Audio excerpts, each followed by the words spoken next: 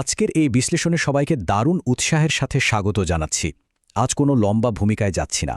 আমরা সরাসরি সাম্প্রতিক ইতিহাসের অন্যতম চমকপ্রদ আর আলোড়ন সৃষ্টিকারী এক নির্বাচনী অঘটনের গভীরে প্রবেশ করতে যাচ্ছি।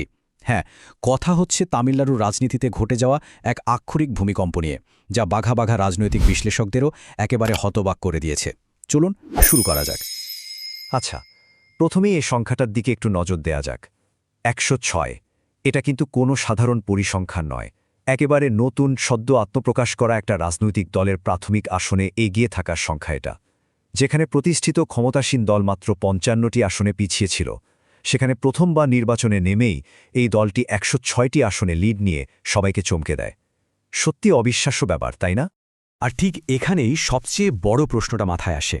কিভাবে একেবারে নতুন একটা দল নিজেদের প্রথম চেষ্টাতেই এমন একটা রাজ্যের ৫০ বছরের পুরনো আর মজবুত রাজনৈতিক দুর্গ ভেঙে চুরমার করে দিল? এই অসামান্য সাফল্যের পেছনের ম্যাজিকটা আসলে কি? আজকের এই আয়োজনে আমরা ডেটা আর ফ্যাক্টস দিয়ে এই ঐতিহাসিক রাজনৈতিক উত্থানের পুরো বিষয়টা একদম ধাপে ধাপে ডিকোড করব। প্রথমেই এই ঐতিহাসিক রাজনৈতিক অঘটনের মাত্রাটা একটু বোঝা যাক। চেন্নাইতে কিভাবে বাঘা বাঘা রাজনৈতিক মহারথীদের পতন ঘটেছে সেটা দেখলেই বোঝা যায় পরিবর্তনের এই ধাক্কাটা ঠিক কতটা শক্তিশালী ছিল। পালাবদলের এই স্কেলটা আসলেই না দেখলে বিশ্বাস করা কঠিন। এই বিষয়টা সত্যিই অবাক করার মতো। একটু ভাবুন, চেন্নাইয়ের রয়াপুরেমে একজন সাধারণ অটোরিকশা চালক বিজয় ধামু একেবারে এআইএডিএমকে এবং ডিএমকের মতো দুই প্রবল প্রতাপশালী দলের হেভিওয়েট প্রার্থীদের হারিয়ে দিয়েছেন। এই একটা ঘটনাই কিন্তু প্রমাণ করে দিচ্ছে যে এই বিজয় কতটা তৃণমূল পর্যায়ের আর সাধারণ মানুষের আবেগের সাথে কতটা গভীরভাবে জড়িয়ে আছে। শুধু তাই নয়, পুরনো দিনের দাপুটে নেতাদেরও এবার একেবারে ঘাম ছুটে গেছে। কোলাথুর আসনে স্বয়ং মুখ্যমন্ত্রী এম.কে. স্ট্যালিন পরাজিত হয়েছেন, ভাবা যায়। অন্যদিকে মাইলাপুরে বিজেপির প্রভাবশালী নেত্রী তামিলিসাই সৌন্দরাজনও হেরে গেছেন। এই অভাবনীয় ফলাফল রাজনীতির মাঠে এতটাই বড় প্রভাব ফেলেছে যে কংগ্রেসের মতো সর্বভারতীয় দলও তাদের দীর্ঘদিনের মিত্র ডিএমকেকে ছেড়ে নতুন এই শক্তির সাথে হাত মেলাতে আগ্রহ দেখাচ্ছে। এখন এই ১১৮ সংখ্যাটা বেশ গুরুত্বপূর্ণ। ২৩৪ আসনের তামিলনাড়ু বিধানসভায় একক সংখ্যাগরিষ্ঠতা পেয়ে সরকার গঠনের জন্য এই ম্যাজিক ফিগারটা দরকার। আর সবচেয়ে বিস্ময়ের ব্যাপার হলো, সদ্য আত্মপ্রকাশ করা এই নতুন দলটি কোনো ধরনের জোট ছাড়াই একদম একা এই ম্যাজিক ফিগারের একেবারে কাছাকাছি পৌঁছে গিয়েছিল। আর এখানেই এন্ট্রি নিচ্ছে তামিলনাগা ভেট্টিকাজাগাম। আক্ষরিক অর্থেই এক লাইটস ক্যামেরা সরকার মুহূর্ত। আমাদের আজকের আলোচনার মূল নায়ক তামিল সিনেমার মেগাস্টার থালাপতি বিজয় এবং তার নবগঠিত রাজনৈতিক দল তামিলনাগা ভেট্টিকাজাগাম বা সংক্ষেপে টিবিকে। রূপালী পর্দা থেকে সোজা বাস্তবের সরকার গঠনের এক রোমাঞ্চকর যাত্রা। জোসেফ বিজয় কিন্তু নির্বাচনের আগেই তার অবস্থান একদম স্ফটিকের মতো পরিষ্কার করে দিয়েছিলেন। তার সোজা কথা ছিল, আমাদের রাজনৈতিক শত্রু ডিএমকে আর আদর্শ শত্রু বিজেপি। ব্যাস, এই একটা সুস্পষ্ট আর আপোষহীন বক্তব্যই টিভিকে এক লহমায় একটা স্বতন্ত্র শক্তিতে পরিণত করেছিল। কোনো প্রথাগত জোটের ধার না ধরেই তারা নিজেদের একটা আলাদা এবং ভীষণ শক্তিশালী পরিচয় তৈরি করে ফেলে। এই প্রেক্ষাপটটা বোঝা খুব জরুরি। তামিলনাড়ুতে তারকাদের রাজনীতিতে আসা কিন্তু নতুন কিছু নয়।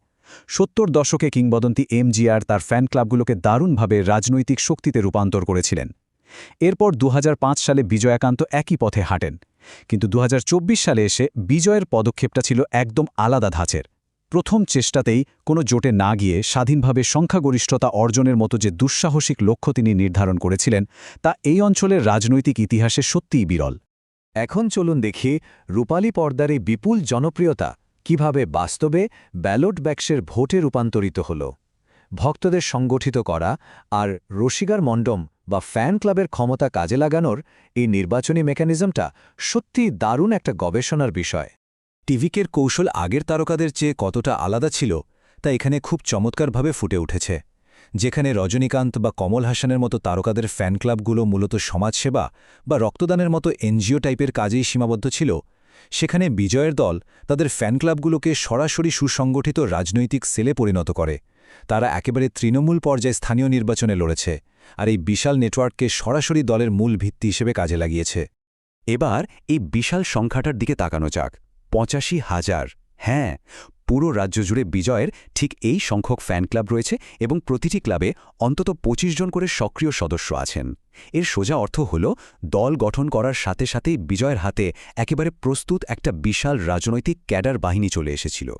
সিনেমার ভক্ত থেকে একটা সুসংগঠিত রাজনৈতিক মেশিনে পরিণত হওয়ার এই লজিস্টিক্যাল স্কেলটা ভাবলে অবাক হতে হয়। জেলা ফ্যান ক্লাবের সভাপতিরা স্বয়ংক্রিয়ভাবে দলের জেলা নেতা হয়ে যান। এমনকি দলটি আনুষ্ঠানিকভাবে মাঠে নামার আগেই ২০২১ সালের গ্রামীণ স্থানীয় নির্বাচনে ১৬৯টি আসনের মধ্যে ১২৯টিতে জয়লাভ করে নীরবে নিজেদের শক্তিটাও একবার পরীক্ষা করে নিয়েছিল। আর অনলাইনে দলের রেজিস্ট্রেশন শুরু হওয়ার পর ১ কোটি মানুষের রিকোয়েস্টের চাপে তাদের সার্ভারই ক্র্যাশ করে যায়। প্রজন্মের এই বিশাল পরিবর্তন কিভাবে প্রতিষ্ঠিত রাজনৈতিক দলগুলোকে সম্পূর্ণ অন্ধকারের মধ্যে রেখেছিল, এবার সেটা স্পষ্ট হবে। আমরা এখন একটু ডেটা আর ডেমোগ্রাফির দিকটায় নজর দেব, বিশেষ করে এই জেনজি ওয়েভ কিভাবে কাজ করেছে সেটা বুঝতে। প্রায় সব সাধারণ এক্সিট পোল বা বুথ ফেরত জরিপ যেখানে ডিএমকের টানা দ্বিতীয় জয়ের ভবিষ্যৎবাণী করেছিল, সেখানে পোলস্টার প্রদীপ গুপ্ত এবং অ্যাক্সিস মাইন্ডিয়া স্রোতের একেবারে বিপরীত দিকটা ধরতে পেরেছিল। তারা টিভিকের জন্য ৯৮ থেকে ১২০টি আসনের বিশাল উত্থানের পূর্বাভাস দেয়, যা প্রাথমিক ভোট গণনার ট্রেন্ডের সাথে হুবহু মিলে যায়। তারা সেই অন্তর্বর্তীকালীন জোয়ারটা ঠিকই ধরতে পেরেছিল, যা বাকি সবাই সম্পূর্ণ মিস করে গিয়েছিল। এখন ডেটার এই বিভাজনটা হচ্ছে সবচেয়ে ইন্টারেস্টিং ব্যাপার।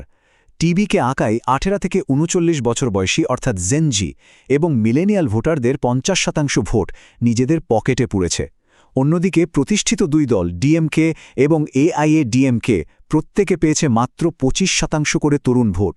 এটা সন্দেহাতীতভাবে প্রমাণ করে দিচ্ছে যে এটা নিছক কোনো তারকাভুক্তি নয়, বরং এটা ছিল সুনির্দিষ্ট একটা ডেমোগ্রাফিক বা জনসংখ্যার পালা বদল। আমরা এই আলোচনার একেবারে শেষ পর্যায়ে চলে এসেছি, যেখানে আমরা এই পরিবর্তিত রাজনৈতিক ল্যান্ডস্কেপের বৃহত্তর রূপটা দেখব। তামিলনাড়ুর রাজনীতি এখন আক্ষরিক অর্থেই সম্পূর্ণ নতুন এক যুগে প্রবেশ করেছে। ভোট গণনার দিনের সকালে টিভিকে যে অভাবনীয় লিড পেয়েছিল, দিন গড়ানোর সাথে সাথে তা একটা তীব্র ত্রিমুখী লড়াইয়ে পরিণত হয়। সর্বশেষ ডেটা অনুযায়ী টিভিকে ৮৪টি আসনে, এনডিএ জোট ৭৭টি আসনে এবং ক্ষমতাসীন ডিএমকে ৫৪টি আসনে লিড নিচ্ছিল। এই তুমুল প্রতিদ্বন্দ্বিতাপূর্ণ ডেটা একটা বিষয় একেবারে পরিষ্কার করে দিয়েছে, তামিলনাড়ুর বিগত ৫০ বছরের দ্বিমুখী রাজনৈতিক আধিপত্যের চিরতরে অবসান ঘটেছে। এই নির্বাচনে ৮৫.১% মানুষের স্বতঃস্ফূর্ত অংশগ্রহণ প্রমাণ করে যে সাধারণ ভোটাররা, বিশেষ করে তরুণ প্রজন্ম, নতুন একটা দিকনির্দেশনা এবং বিকল্প নেতৃত্বের জন্য কতটা মুখিয়েছিল। বিপুল এই ভোটারের উপস্থিতি কোনো সাধারণ ঘটনা নয়, এটা একটা বড়সড় কাঠামোগত পরিবর্তনের দাবি। পরিশেষে এই ঐতিহাসিক ডেটা পয়েন্টটি খুব প্রাসঙ্গিক একটা প্রশ্ন রেখে যায়। টিভিকের এই অভাবনীয় উত্থান কি কেবল একটা নির্দিষ্ট রাজ্যের ঘটনা, নাকি এটা বিশ্বজুড়ে তরুণদের দ্বারা চালিত চিরাচরিত মতাদর্শ পরবর্তী এক নতুন রাজনৈতিক ধারার স্থায়ী পরিবর্তনের পূর্ব লক্ষণ? এই প্রশ্নটা নিয়ে ভাবনার অবকাশ রেখেই আমরা আজকের এই বিশ্লেষণ শেষ করছি। আশা করি আজকের এই তথ্যবহুল আলোচনা সবাইকে নতুন কোনো দৃষ্টিকোণ থেকে ভাবতে সাহায্য করবে।